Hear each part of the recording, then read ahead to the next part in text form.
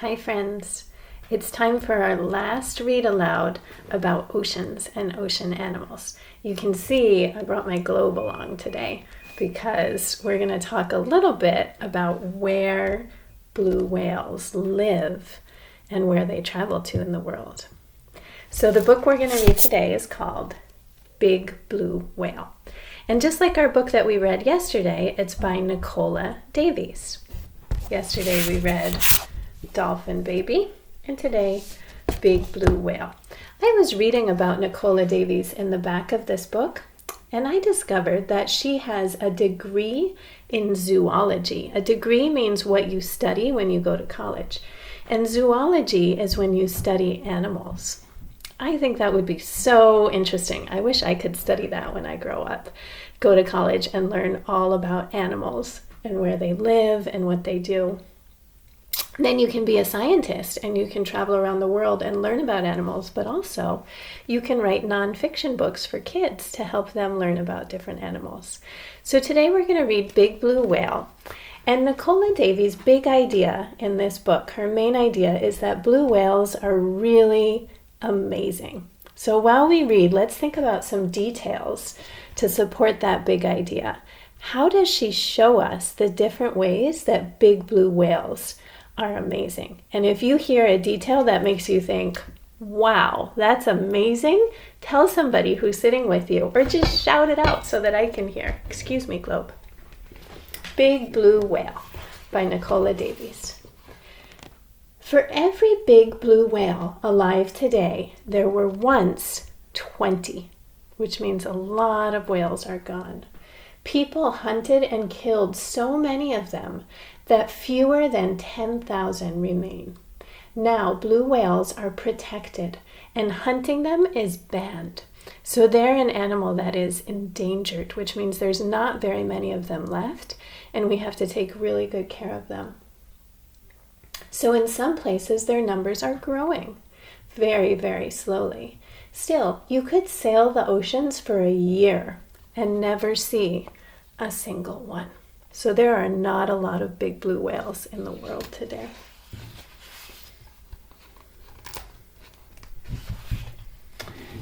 The blue whale is big.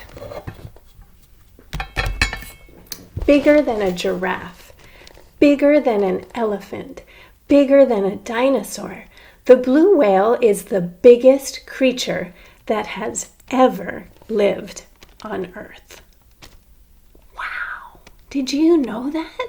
It is the biggest creature ever, which means even bigger than dinosaurs. Doesn't even fit on the page of our book. Reach out and touch the blue whale's skin. It's springy and smooth like a hard-boiled egg, and it's slippery like wet soap. Look into its eye. It's as big as a teacup. Oh, I have a teacup right here. As big as a teacup. And as dark as the deep sea. Just behind the eye is a hole as small as the end of a pencil. The hole is one of the blue whale's ears. Sticking out ears would get in the way when the whale is swimming. Look how little those people are compared to the big blue whale. I know one amazing thing about blue whales already. The blue whale lives all of its long life in the sea. But it's a mammal like us, and it breathes air. From time to time, it has to come to the surface to breathe through the blowholes on top of its head. When it breathes out, it makes a great misty puff as high as a house. This is the whale's blow, and you can see it from far away. You can hear it too, a great poof. And if you are close enough, you can smell it, as the whale's breath is stale and fishy. Take a look inside its mouth. Don't worry, the blue whale doesn't eat people. It doesn't even have any teeth. It has hundreds of baleen plates instead. Say that word with me, baleen. They're the long, bristly things hanging down from its top jaw. See those there? That's the baleen. The whale doesn't need teeth for biting or chewing because its food is tiny. The blue whale eats krill, pale pinkish shrimp-like creatures the size of your little finger. How can such a big animal eat something so small? Billions of them live in the cold sea around the North and South poles. Let's take a look. Here's the North Pole, and here's the South Pole. Down here's the South, up here's the North. We're going to learn more about that in a minute. In summer, there can be so many that the water looks pink. So that's when blue whales come to the polar seas to eat. It takes an awful lot of tiny krill to feed a great big blue whale, but the whale doesn't catch them one at a time. It has a special way of swallowing whole swarms of them at once. Let's find out how it does it. First, it takes a huge gulp of krill and salty seawater. There's room for all of this because the whale's throat unfolds and opens up like a big balloon. Can you see that in the picture there? The throat is getting bigger like a balloon. Then it uses its big tongue to push the water out from between its bristly baleen plates. The water streams away and leaves the krill caught on the bristles like peas in a sieve. Now, all the whale has to do is lick them off and swallow them. Oh. Did you understand all that? So the whale takes a big gulp of water with the krill inside, and then it pushes out the water. Imagine what it feels like when you push water out of your teeth, but keeps the krill inside of its mouth, and then just licks it up and swallows it. And this is how the blue whale spends the summer, eating krill and getting fat. But in the fall, the polar seas freeze over. Were you wondering about that? Because we know down here by Antarctica and up here by the North Pole, it gets really cold in the winter.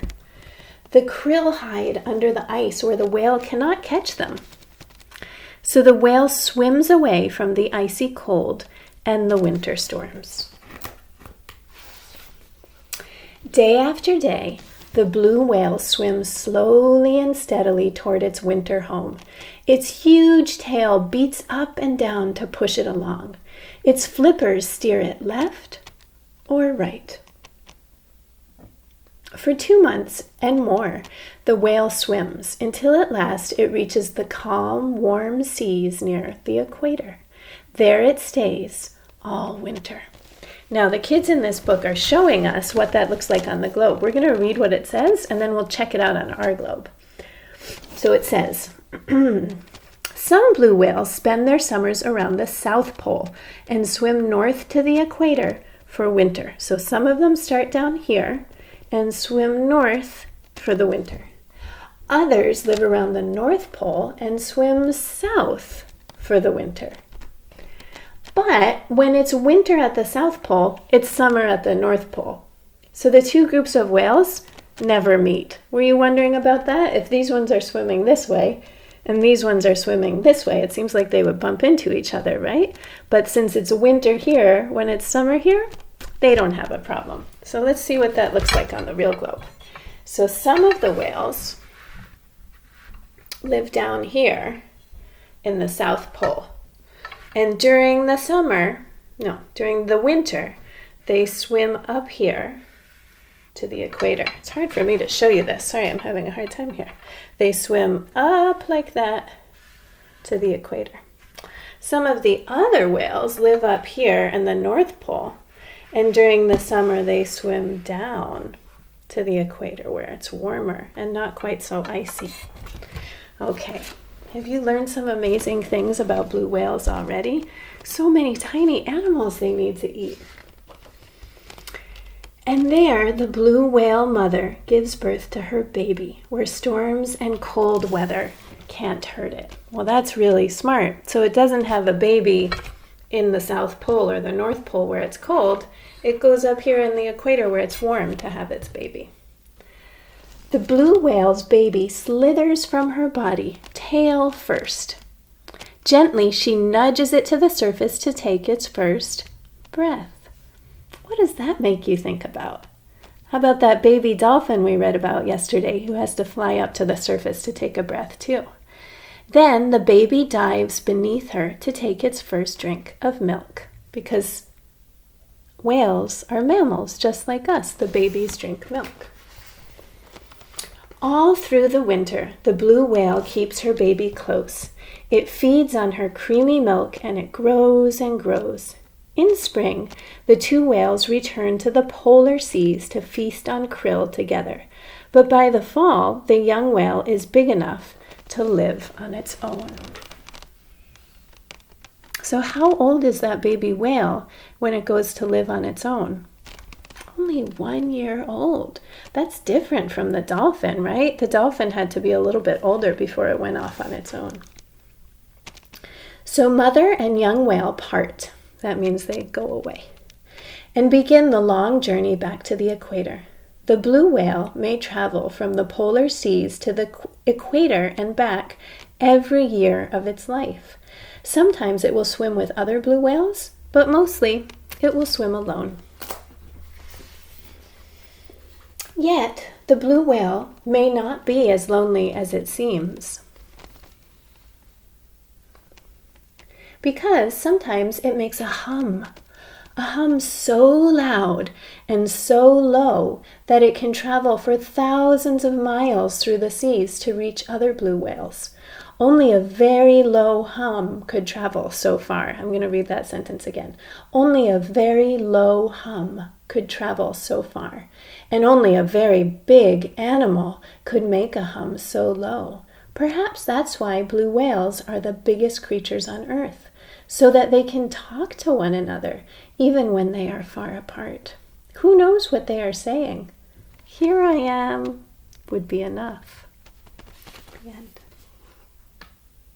Oops, there's one more page. Because in the vastness of the green seas, even a blue whale is small and hard to find.